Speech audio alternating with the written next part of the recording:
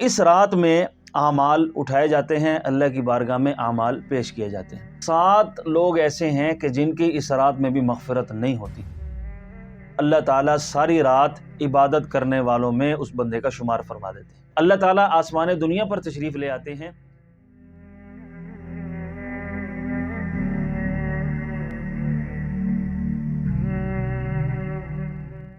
الحمد للہ وحدہ والصلاة والسلام علی من لا نبی بعد، اما بعد۔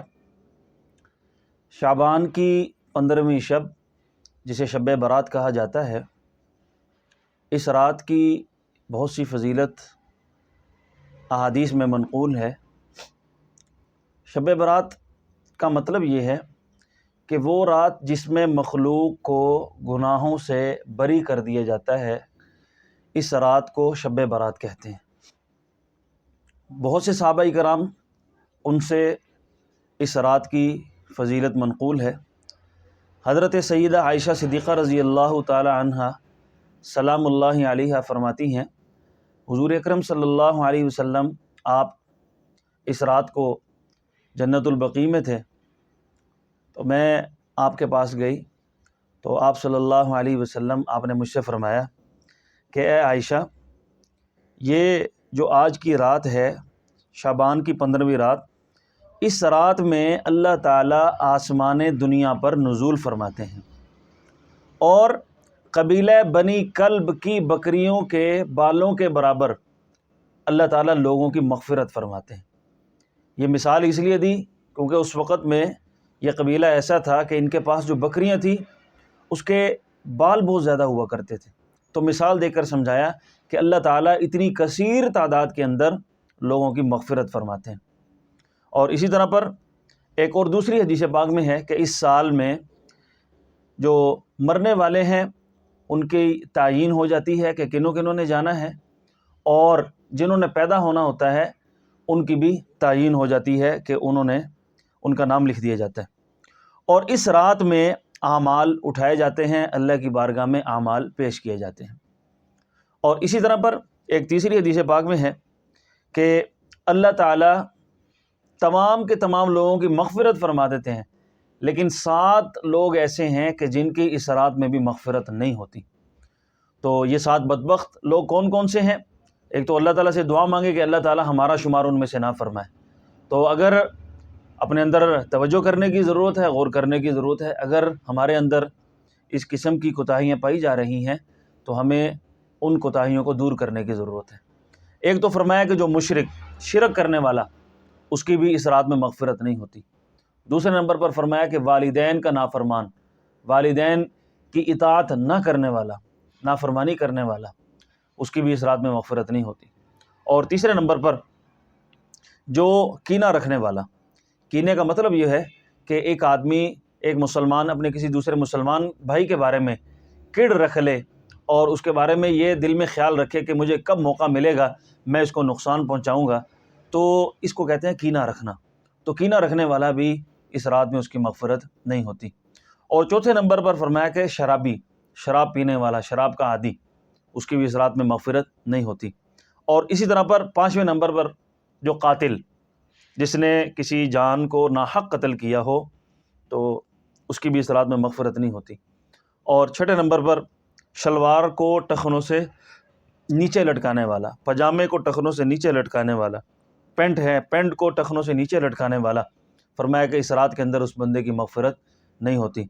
اور اسی طرح پر 7ویں نمبر پر چغل خور، چغلی کرنے والا، اس کی بھی اس رات میں مغفرت نہیں ہوتی۔ اللہ تعالیٰ سے دعا کرتے رہیں کہ اللہ تعالیٰ ہمارا شمار ان لوگوں میں نہ کرے جن کی اس رات میں مغفرت نہیں ہونی۔ اللہ ہمارا شمار ان لوگوں میں کر دے، ہم سب مسلمانوں کا شمار ان لوگوں میں کر دے جن کی اللہ رب العزت نے مغفرت فرمانی ہے۔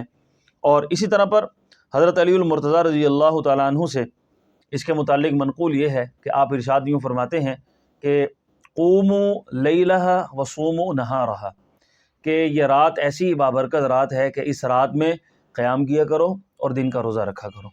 اب اس رات میں عبادت کیسے کرنی ہے؟ تو عبادت کے متعلق ایک بات ذہن میں رکھیں، علماء کرام اس کے متعلق لکھتے ہیں اور احادیث میں یہ بات ملتی ہے کہ جو بندہ عشاء کی نماز پڑھ لے، عشاء کی نماز پڑھنے کے بعد لغویات سے اپنے آپ کو بچا کر سو جائے اور صبح کی فجر کی نماز جماعت کے ساتھ انسان پڑھ لے، اللہ تعالیٰ ساری رات عبادت کرنے والوں میں اس بندے کا شمار فرما دیتے ہیں۔ تو رات کی عبادت حاصل کرنا اللہ نے اس امت کے لیے کتنا زیادہ آسان کر دیا۔ تو رات کو اگر زیادہ جاگنے کا موقع نہ بھی ملے تو کم از کم اتنا کریں کہ عشاء کی نماز جماعت سے پڑھیں اور فجر کی نماز جماعت سے پڑھیں، انشاءاللہ اس رات کی فضیلت حاصل ہو جائے گی۔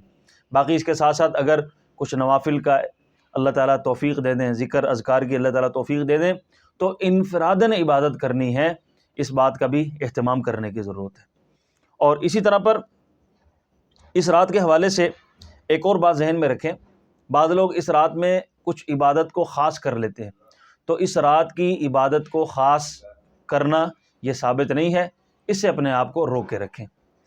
اور اسی طرح پر احادیث کے اندر اس رات کے حوالے سے آتا ہے کہ حضور صلی اللہ علیہ وسلم آپ جنت البقیع میں تشریف لے گئے، تو بعض لوگ یہ سمجھتے ہیں کہ ہر سال شب برات کو جانا یہ مستحب ہے، مسنون ہے، حالانکہ ایسا نہیں ہے۔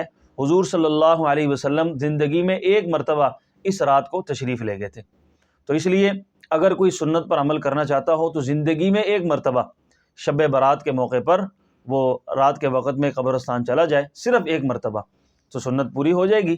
باقی ہر سال اس کا اہتمام کرنا اور وہاں پر جا کر طرح طرح کی جو نئی چیزوں کا اہتمام کرنا، اگربتیاں لگانا اور نئی چیزوں کا اہتمام کرنا، یہ شریعت میں ثابت نہیں ہے، اس سے بچنے کی ضرورت ہے۔ باقی اللہ تعالیٰ سے دعا ہے کہ اللہ تعالیٰ ہمیں اس رات کی تمام برکات نصیب فرمائے، جو فضیلتیں ہیں وہ اللہ تعالیٰ ہم سب کو نصیب فرمائے۔ اور آخر میں ایک اور بات میں عرض کرنا چاہوں گا مختصر طور پر، کہ اس رات کے حوالے سے جو احادیث میں فضائل اور بھی ملتے ہیں تو اس کا خلاصہ میں عرض کرنے لگا ہوں۔ حضور صلی اللہ علیہ وسلم سے جو منقول ہے اس رات میں جو مانگنا ہمیں چاہیے وہ کیا مانگیں؟ اللہ تعالیٰ آسمان دنیا پر تشریف لے آتے ہیں تو فرمایا کہ 3 چیزیں مانگنے کی ضرورت ہے۔